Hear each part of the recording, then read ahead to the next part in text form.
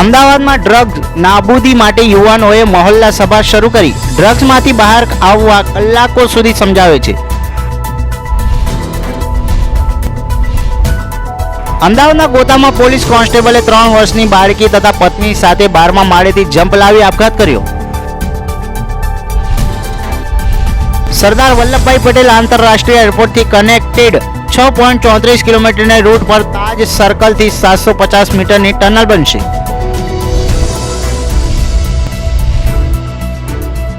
અમદાવાદ શહેર ઠેર ઠેર તૂટેલા રોડ પણ મેયર કહે છે કોર્પોરેશન જવાબદાર નથી.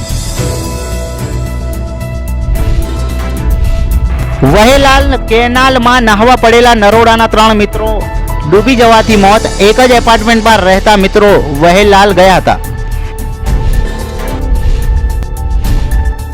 અમદાવાદમાં ચોમાસા બાદ મચ્છરોનું પ્રમાણ વધતા ડેન્ગ્યુ કેસો વધ્યા. સ્વાઇન ફ્લૂના 68 કેસ સામે આવ્યા.